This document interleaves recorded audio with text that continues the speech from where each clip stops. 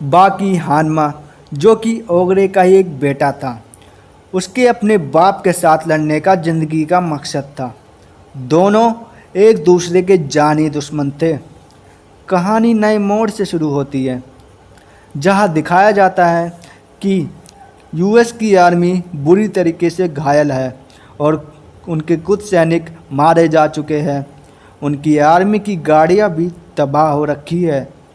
इसके बाद एक आदमी को इंटरव्यू पूछती है कि वो अकेला इंसान है जो कि इस हादसे से ज़िंदा लौटा है, और न्यूज़ रिपोर्टर पूछते हैं कि क्यों आखिर इन्हें आर्मी की ज़रूरत पड़ी एक अफ्रीकन हाथी को पकड़ने के लिए।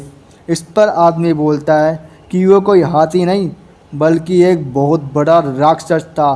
इस बार सभी लोग हैरान हो जाते हैं। इंटरव्यू फिर पूछती है कि आपको ऐसा करने की क्या ज़रूरत पड़ी। इस पर वो बोलता है कि वो जानवर कई सदियों पहले पाए जाते थे। वो आदमी बताता है कि 1000 जानवर और 41 इंसान मारे गए। वो बताता है कि अगर वो हथियार का इस्तेमाल नहीं करते तो वो सारा जंगल 1-2 साल में खा जाता, जिससे सभी जानवरों की मौत हो जाती और साथ ही पेड़ भी ख़त्म हो जाते। वो हाथी इतना बड़ा था कि पूरी यूएस की आर्मी भी कम पड़ रही थी। उसने उन गाड़ियों को तबाह कर दिया। उन्हें और लोगों की ज़रूरत थी। वो कहता है उन्हें एयरफोर्स की ज़रूरत थी। उसका हम कुछ नहीं बिगाड़ पा रहे थे। शायद एयरफोर्स भी उसका कुछ नहीं बिगाड़ पाती। वो कहता है कि राक्षस जा ही रहा था कि अचानक एक काला कपड़ा पहना हुआ आदमी वहाँ आया और उसने उस राक्षस को मार गिराया और उसे मार के आराम से बैठकर खाने लगा। कोई उसकी बात पर यकीन नहीं करता, पर उसका बेटा उस पर यकीन करता है।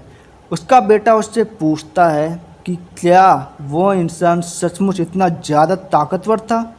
जवाब में उसका डैड बोलता है, बेटा मुझे भी पहले यकीन नहीं हो रहा था। उसका बेटा पूछता है कि क्या इससे भी कोई ताकतवर है। कहानी नए मोड़ से शुरू होती है। एक बच्चा जिसको उसके दोस्तों ने वेल्डिंग में भेजते हैं, और वो जाते ही वहाँ 3 लड़के दिखाई देते हैं। ये बच्चा उन्हें चाकू दिखाता है, जिससे वो हंसते हैं। बच्चा कहता है कि उसे दुनिया के सबसे ताकतवर लड़के से लड़ना है, इसलिए उसे बुलाया जाए। इस पर वो बोलते हैं कि वो उसे तामी नदी के पास भेज देंगे। इसके बाद बच्चा और उसके दोस्त नदी के पास इंतज़ार कर रहे होते हैं। अचानक वे देखते हैं कि एक लड़का उनके सामने आता है। वो समझ जाते हैं कि यही बाकी है, दुनिया का सबसे ताकतवर लड़का। बाकी फिर उस बच्चे के पास आ जाता है। बाकी अपने शर्ट खोलता है तो बच्चे उसके बॉडी मसल्स को देखकर हैरानी में पड़ जाता है। उसने आज तक ऐसे मसल्स नहीं देखे थे। फिर बाकी उस बच्चे के पीछे एक चाटा मारता है, जिससे वो बच्चा उड़कर नदी में गिर जाता है। फिर दोनों में दोस्ती हो जाती है। इसके बाद वहाँ पर आर्मी का कैप्टन आते हैं, जिसकी शक्ल देखकर बच्चा डर जाता है। वे बाकी से पूछते हैं कि तुम अपने डैड से कब लड़ना चाहोगे, क्योंकि तुम ही उनसे लड़ सकते हो। इस पर बाकी बोलता है कि ये बाप और बेटे का निजी मामला है।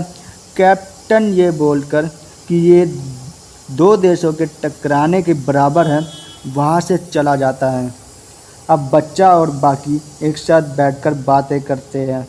जब वो चलते हैं तब बाकी अचानक हवा में बॉक्सिंग करता है। बच्चा समझ जाता है कि ये शैडो बॉक्सिंग है, जिसमें बॉक्सर अपने विरोधी की कल्पना कर उससे लड़ते हैं। वो बाकी के बॉक्सिंग के लड़ने के तरीके देख काफ़ी हैरान हो जाता है। तब बच्चे को पता चलता है कि जिससे बाकी लड़ रहा है वो कोई और नहीं बल्कि world top boxer iron Michael है, जो कि कई बार वर्ल्ड चैम्पियन रह चुके हैं। अब बाकी एक की लात मारकर अपने काल्पनिक आयरन माइकल को हरा देता है। पीछे खड़े बच्चे देखते हैं कि आखिर ये क्या हो रहा है। इसके बाद बाकी इसके बाद बाकी को वो बच्चा बोलता है कि शायद आयरन माइकल उसके लिए बेस्ट बॉक्सर रहे होंगे, लेकिन जवाब में बाकी बोलता है कि आयरन माइकल उसका सबसे कमज़ोर अपोनेंट है, वो तो उससे सिर्फ वार्म अप कर रहा था। ये जानकर बच्चा बहुत हैरान हो जाता है और इसी के साथ एपिसोड ख़त्म हो जाता है।